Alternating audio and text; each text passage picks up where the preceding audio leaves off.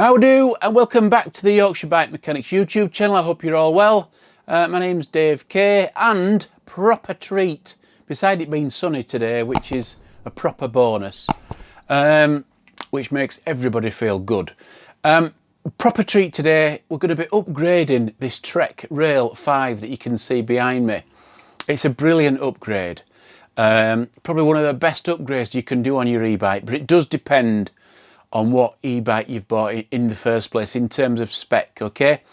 If you've bought a top range e-bike, then the chances are these brakes are going to be already on or something very similar. Now, an e-bike's a pretty heavy thing, to be honest, and they do take a lot of stopping. And so one of the best things that you can buy for your bike is brakes. A lot of brakes on the budget models are not really up to standard in terms of stopping, particularly if you're a big lad like me. You need some proper stopping power. So we're going to be upgrading this Trek Rail, and we've got some MT7s to put on it. The customers supplied these, we aren't supplied this, which is fine, we're all right with that. If you don't feel particularly confident about this job, then don't do it. Take it to your local bike shop and they'll do it for you. It is very involved. It takes a lot of doing, and there's a lot to do. It involves dropping the motor, which is always a difficult one if you're not used to doing this sort of thing. Okay, also your warranty's something to think about as well. You don't want to be doing anything that's going to void your warranty. So I suggest we crack on.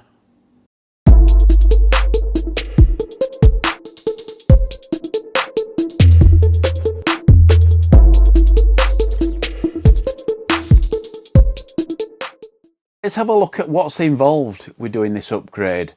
It's very, very tricky in terms of where these cables go, where these hoses go rather.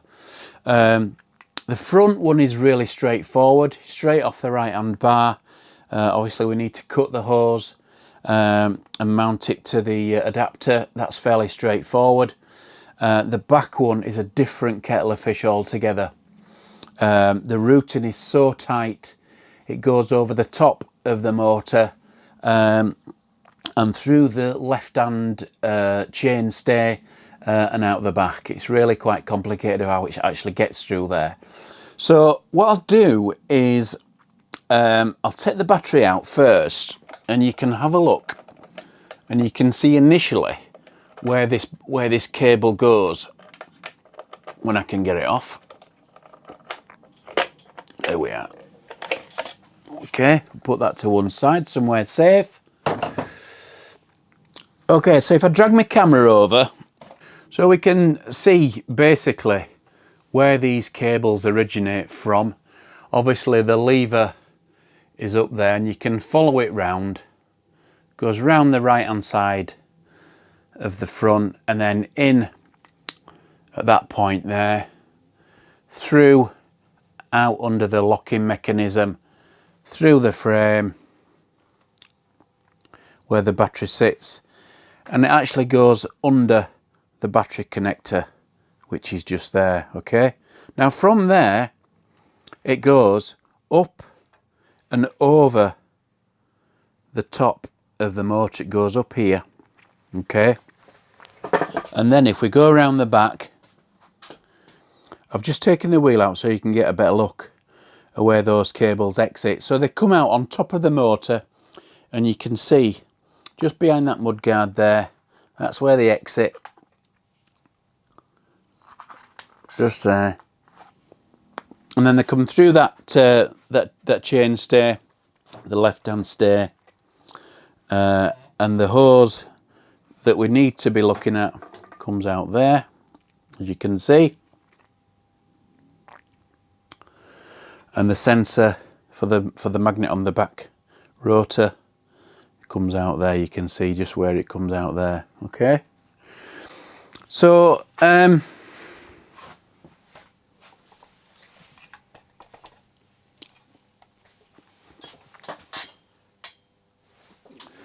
so you can imagine what sort of how much work's involved with getting this single hose through there up out to the rear caliper at the back.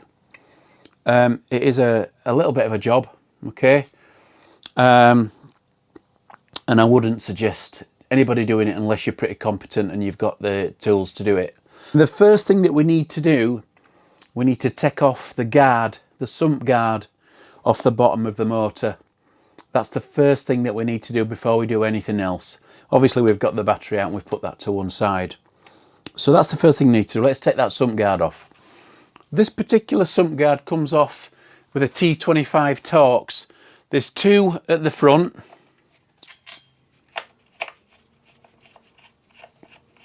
Just ignore this in my left hand, it's my Spanish or my licorice. I'm addicted to stuff, it's mad. So, I love licorice. So we need to take them two bolts out up front, just under there. Torx 25. Okay, we'll get the back one out. Okay. We'll just hold it to stop it falling down. Okay. And then that will just come off like that. And we need to put that safe with the bolts that we've just taken out. Okay. Now this exposes the bottom of the motor. Okay. We don't need to bother taking the crank arms off either side or the pedals. We can actually get to the mounting bolts that we need with these intact. Okay. So that's the sump guard taken off. Okay, what we need to do is we need to look at the connections, the input connections on the other side, because obviously they'll need to come off the motor. So now that we've taken this sump guard off, we should be able to see these at the other side. So we'll go back, I'll turn it around and then we'll come back. So now we've got this sump guard off, you can actually see these connections. There's 4 of them going into the motor via waterproof connectors. There's quite a lot of muck around there, so we need to make sure that we clean that out before we attempt to disconnect them, just to stop any muck getting in there as well.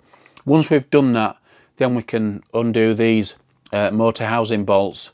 There's 3 on this side and 3 on the other. Then we can drop the motor and move it out of the way. Those are the only connections there that you can see that are connecting this motor to the wiring harness through the bike. Okay. So once these are disconnected, the motor's free. You need to make sure before you tackle any of this that your bike's running 100% and there's no faults. You don't want to be going disconnecting these cables if your bike's not running right in the first place. You could be compounding any particular problems that you've got already. So that out of the way, what we need to do is let me get a brush, a soft brush, and I'll clean those out and we'll come back. So now we've got these cleaned around, I'll just give it a blast with compressed air just to make sure that they're free. Okay, so this particular big one here, which comes from the bottom of the battery mainly, is disconnected via a little clip underneath. Okay, so we need to be careful how we actually go ahead and pull these out. We don't want to pull them out if the clip isn't released underneath. Okay, so it's easy to do, you just need to make sure that you get that clip undone first. Can you see? There, okay. Now that's the only one with a clip on, so we need to put that to one side and just move it out of the way. The other ones come out fairly easily. Okay, so we need to just make sure that we wiggle those about slightly. Okay, and they will come out. That's the display.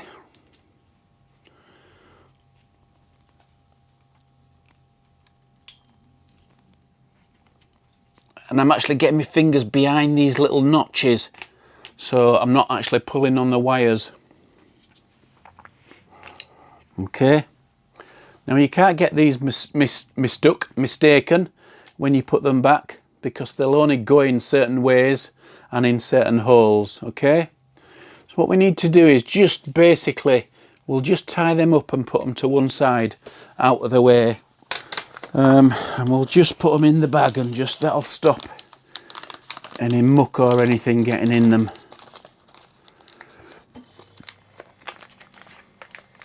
That's it. Okay, Now they're out of the way and they're free. We just obviously need to be wary that they're there, and we can see where the exit is when we go and put this motor back in. So what we need to do now is we need to undo these motor fastening bolts here. The tool that's needed is a T40, and they're usually pretty tight. Make sure that your tool's in nice and solid before you start to turn. If there's any muck or anything in the bolt tops, then clean it out with a spiker or some hose. Okay, we don't want to take them all out at this time. We'll just loosen them off.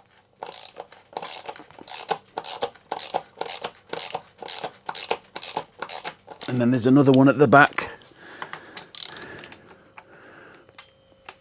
That's it. What I'll do is I'll undo all these, and then when I get to the end we'll come back. So I've now undone all these bolts, but I've left one in, okay, just to make sure that it doesn't actually drop out.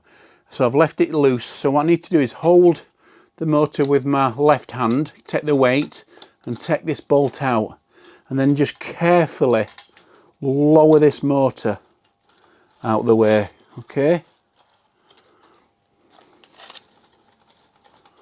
Okay. Resting on a little basket down there, a little piece, a little tabletop. So now we can actually see here, if I can take you underneath, it's pretty snug under here. So I'm hoping that you can see how tight that is under there, okay, and how things are connected together, okay.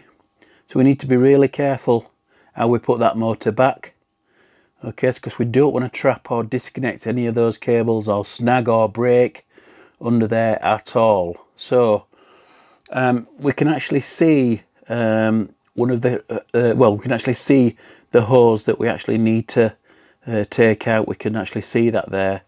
I can't got three hands, so I can't actually point it out to you, but it's the thick one in the middle that runs next to that white connector there, just to the left of the connector.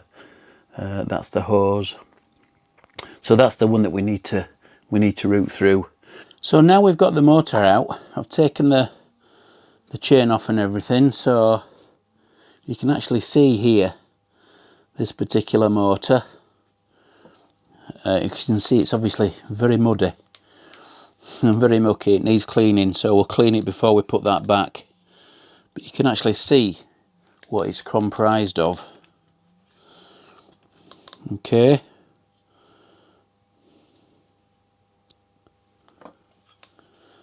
It's very small. It is quite heavy, but not too heavy. I'm not having a problem lifting it around anyway. So we need to put that to one side out of the way. And then what we need to do is we need to turn this bike round the other way. So what I'm going to do now is I've turned the bike completely round, so we're back facing the battery side. Obviously the motor's to one side now, which we've got that out of the way, which exposes all the cables and all the control wires that are down inside the battery tube. Plus it exposes the hose that goes over the top of the motor. So what I need to do is I need to disconnect this particular hose from this caliper, so we can actually pull it back through the other way. So I'll do that first. It's an 8mm. So now that we've got the bike the right way around, with the other way around rather, so we can actually face, the battery is facing us right hand side. We need to disconnect this hose from the caliper. Okay, we'll just get a clean cloth. We'll just catch any mineral oil. There's no .4 fluid in these, they're Tektro brakes, so there shouldn't be any corrosive oil in here. It's all mineral oil, but we don't want it all over the place. So we'll just catch any residue in there. We're going to need to cut this cable, otherwise we won't be able to pull it back through. So what we'll do is we'll just disconnect the union on the caliper, and then we can take it out Here we are. Okay, and so now you can see the end.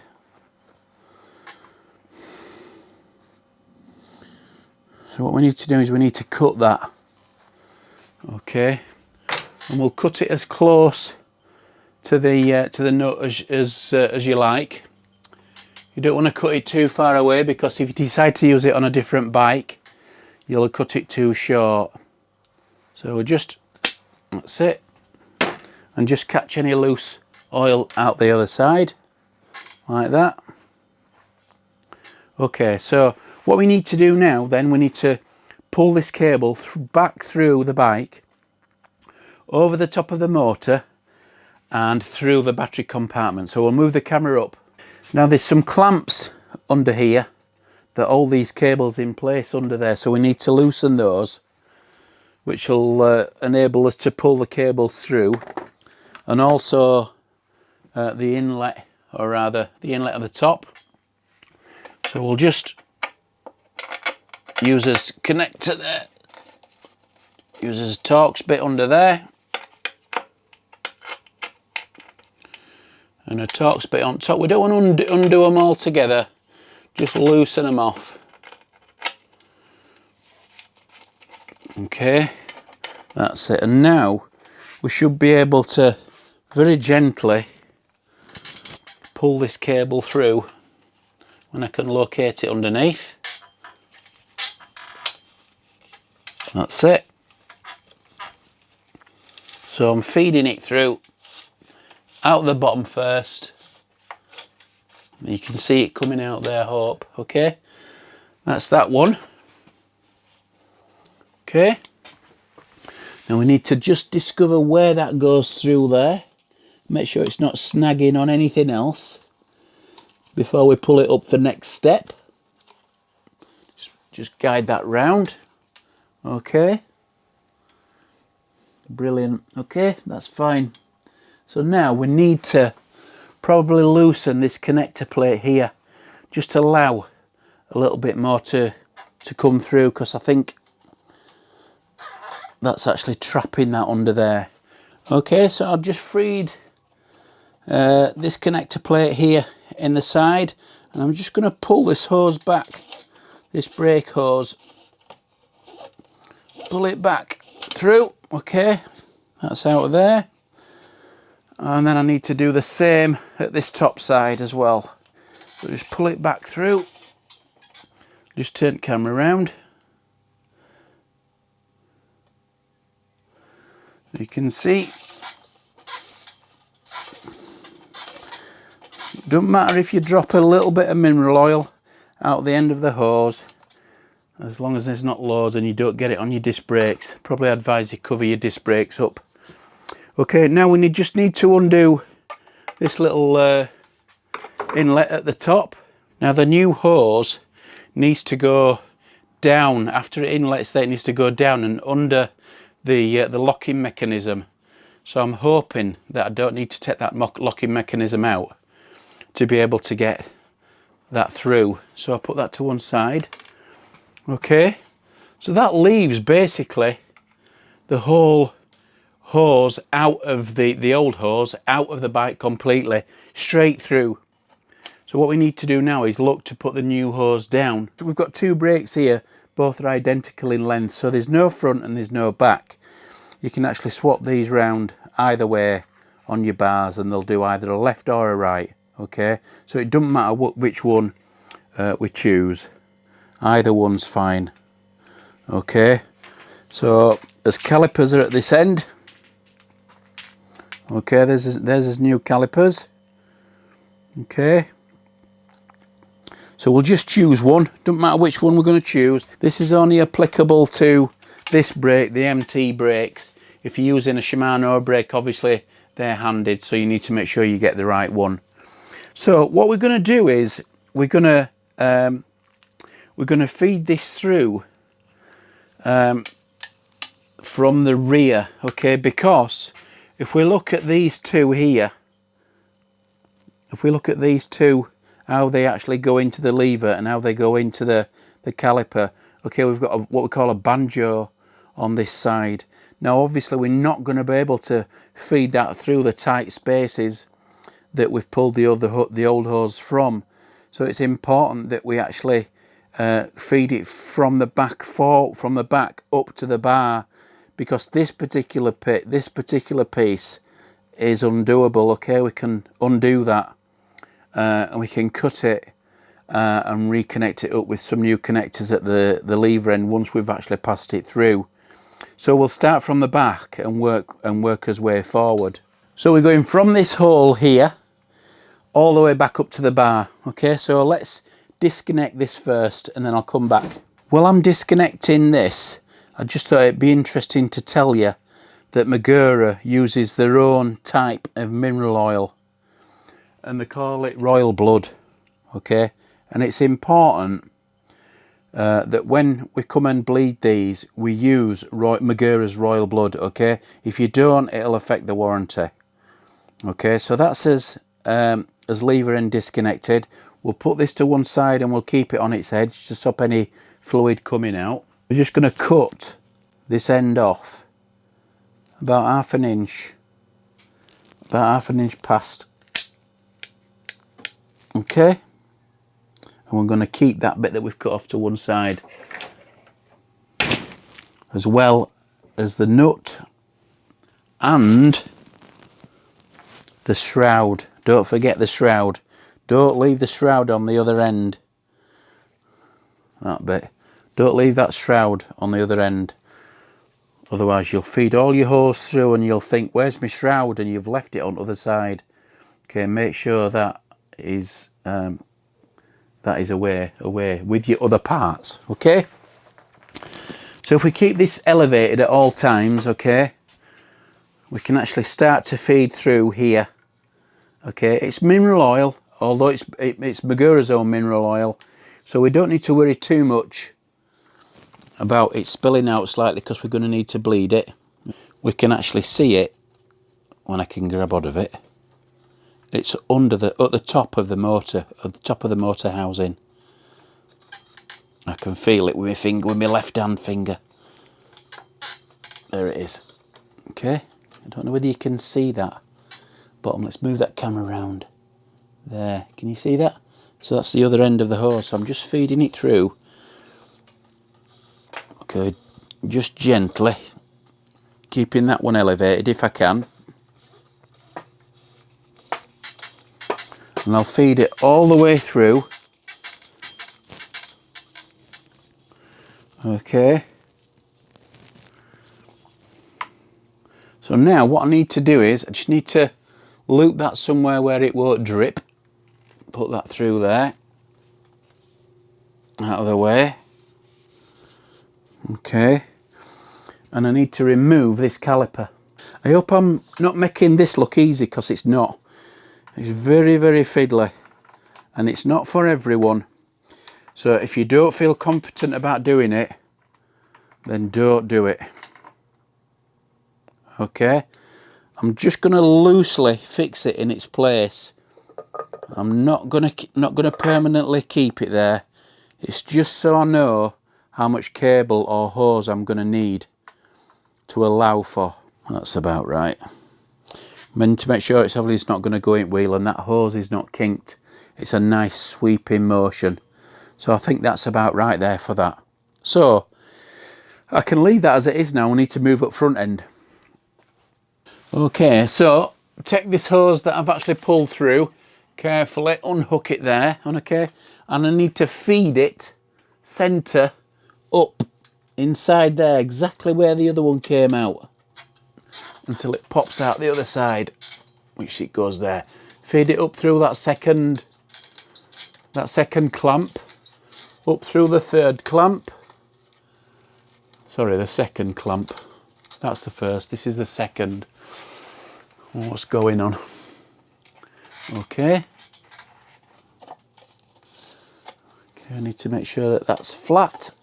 I have to somehow get that hose up under the lock mechanism. Let me move this camera around.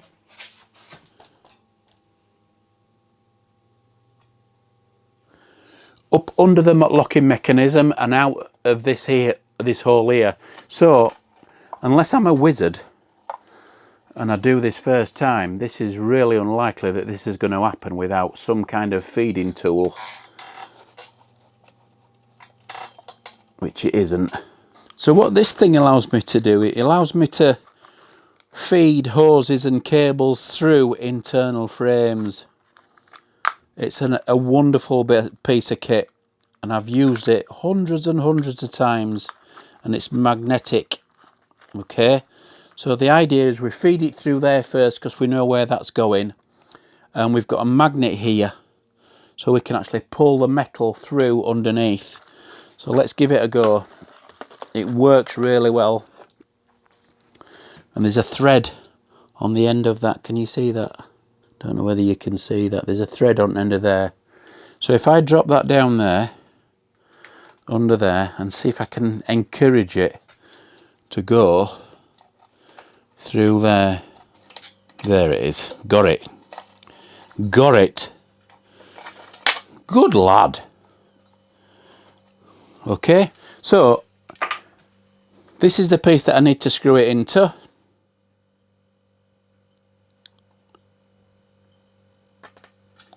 Just screw that in there. I hope you can see that.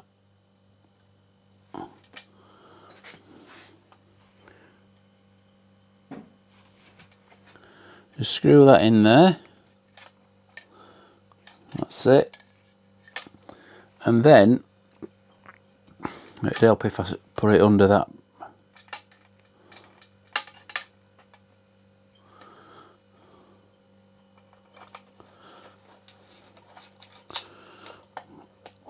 Screw it under there. Screw it in there. Make sure it's in. And then we slowly pull this through. Come on. Go on. There we are. Okay. Through. Okay, so now we can pull the rest of it through. But we don't want to pull it too tight, because don't forget that is to go over top of the motor. Now that leaves us with a nice tidy length of hose to go to his lever on his left hand bar. So I'll just hook that up somewhere, okay? So what I suggest we do now is we get this motor back in, because at least then, while we've got a little bit of movement here, we can still adjust these cables to make sure that they're in the right place. So what I'm going to do is I'm going to offer this motor back up, but because I can't get the camera underneath, I'm not going to film this bit. I'm going to kind of, once I've got the motor back in, I'm going to come back. So I'll see you in a bit. So we've got this motor back in now, okay? You need to make sure that when you put this back in that there's nothing trapping over the top of that motor. It's really tight under there, so you need to be careful. I've routed these connector wires back round the left hand side, and I can actually move them up and down, so I know that they're not trapped as well. So I've put these bolts in, and I've Loctited them in as well, and they need to be torqued up to around about 22 Newton meters on each one. So I'll go ahead and do that, and I'll come back in a bit. So the next job is to secure this battery plate here, this connector plate, back into the frame. So we'll do that now, and I'll come back. Okay, so I've fastened the plate. I've put these clamps back over these cables in the battery compartment. I've also put the cable entry cover back on the top right hand side of the frame. So what we need to do now is we need to go back round the other side, and we need to reconnect this motor back up with these cables. So I'll turn the bike round and I'll come back. So let's take this bag off here that we put on to protect the cable ends. Just make sure no muck gets in. Okay. Give it a blow. I think the first one that we'll put back in is these smaller ones, the sensor and the display, etc. We'll put them in first because they're easier to get to with this big one out of the way. Okay, So they can only go in one particular way. If you're not so sure, obviously take a photograph of that before you actually put them back in. So they're really easy to go in. Don't force them in, okay? The pins in there are really small. Don't force them in, otherwise you'll bend the pins, and then that'll be it. The motor will need to go away. So be very, very careful, okay? So they only go in one way. So if they don't go in easy, just don't put them in, okay?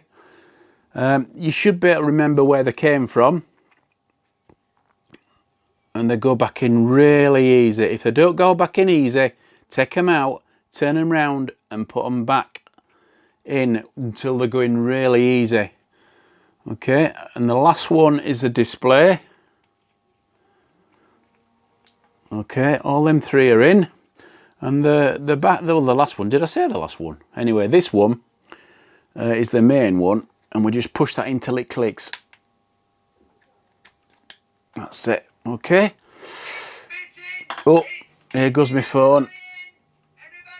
And we just fold those wires at the back of there out of the way, which is where they were before, okay? So what we need to do is we need to put this new lever back on the bar. Somebody's decided to cut the grass up road, you can probably hear them. So we need to put that on there. We'll just loosely fix it. We need to be careful not to over tighten these, okay? So we'll just leave it there like that for now. And we get us hose, and we feed it through the right way, very carefully. Okay, and we measure it according to when the bars turn, okay? So if we turn the bar fully to the left, we want enough to be plenty enough cable there, not to stretch. We don't want it too long at the other side, obviously. So we'll just about cut it there. So that goes on there.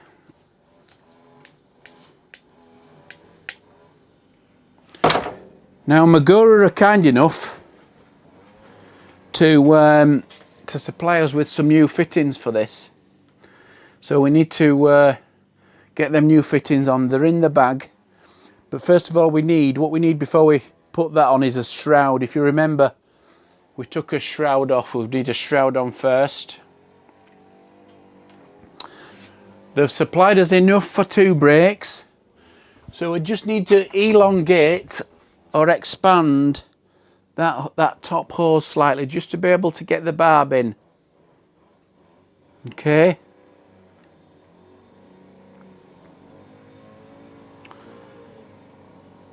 Okay, we need to get that barb in there. But also we need the end on, don't we? If you remember, we took the nut off the end. So we've got a shroud and a nut. And we just need to carefully push that tight up to the end. Okay, and then we need to put his olive on. So there's his olive. And then we gently feed it up into the lever.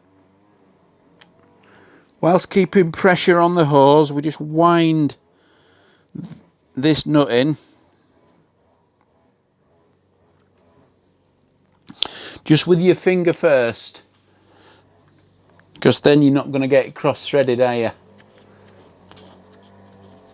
Okay, and we're keeping pressure on the hose. We get his 8mm.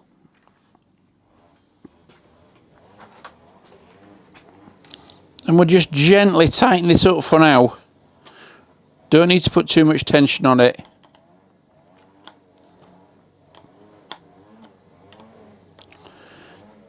Yeah, that's it, just enough. Okay, so we're going to bleed these brakes now, and it's, as I said before, it's important that you use the right stuff. This is the stuff that you need, and it's Magura Royal Blood. It's important that you use this stuff. If you don't use it, you'll invalidate your warranty or your brakes. The bleeding system, the way you bleed, is exactly the same as what you bleed a Shimano brake. So take a look at his other videos, find that video and follow that procedure for bleeding your brakes. It's exactly the same. You pump it backwards and forwards. The adapters that you use for Magura are different to Shimano, okay? So you can't use the same bleed stuff. You have to have Magura bleed stuff. So I'm just going to go ahead and bleed these brakes, get them up to where they're supposed to be, and then we'll come back.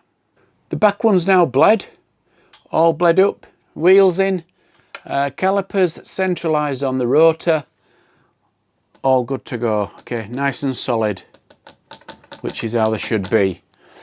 I need to say that Magura brakes are slightly different. They're a little bit more difficult to bleed than a standard Shimano. The technique's slightly different for a Magura brake. The end result is the same, you just need to do it slightly different. The bleed adapters are not quite as nice fitting as what the Shimano ones are, so you need to take a little bit of extra care and take a cloth and make sure you don't get any oil on your pads. So all that remains to do now on this particular trek is to replace the front one, which is really straightforward. It's easy to do. It's basically a like for like for the front. Obviously we're going to need to shorten the hose because that's going to be too long. Yeah, let's crack on with that. So we've got our new front brake on. It's on the bike. On the bottom of the fork, we've connected it all up and everything onto the fork. We've lined the caliper up with the rotor, and we've routed the hose back up top of the fork, put the clamp on, and we're left with all this stuff here, which we need to cut, shorten. We don't need all that. It's probably enough there to do another front fork, another front brake. So what we need to cut this, and then all you need to do is just allow enough so it looks neat on the front end. Okay. Don't forget that when you turn the bars, the hose goes with it, so it's not going to move either way when you move the bars. So we just need to find a place for that to go, which is there. Okay. Now we need to be careful because the remainder of the hose will have fluid in it, so we should need to be careful the way that's going to go.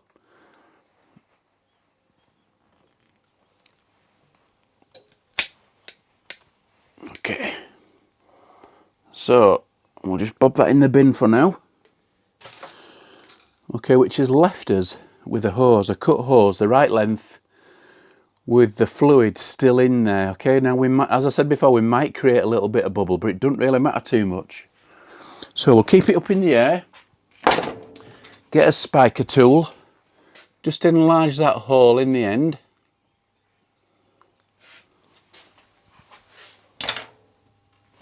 Put us new olive on.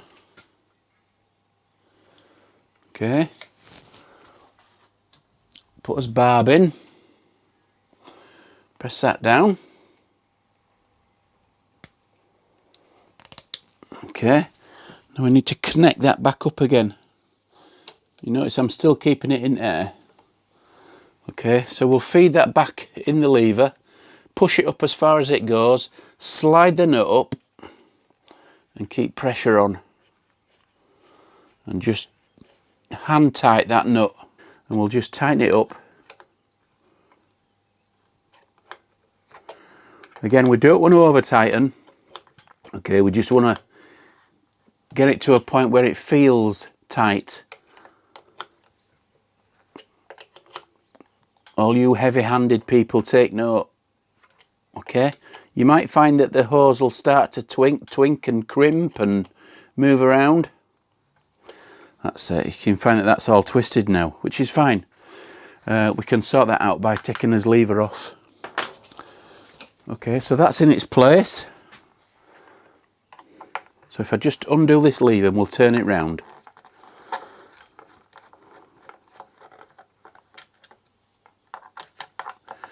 Which means that we'll straighten the hose back out again.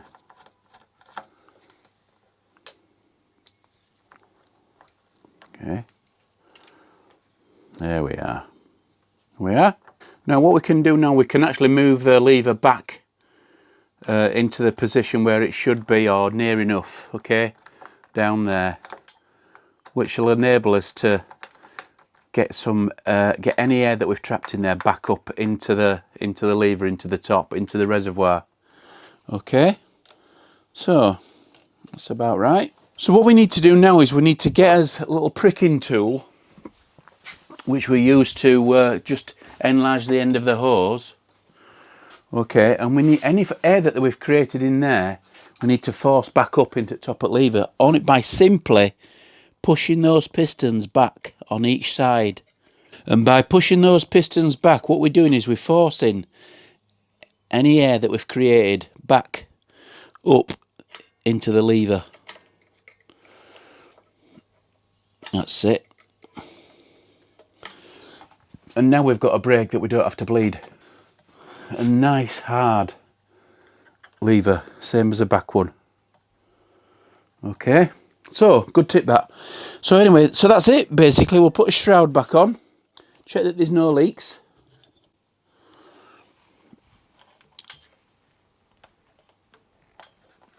If you want to tidy the hoses up at the front, then obviously a lot of people like to put a tie wrap on there in the middle. Okay, so we're done. New brakes, Trek rail, Magura MT7s. A brilliant upgrade for an e-bike.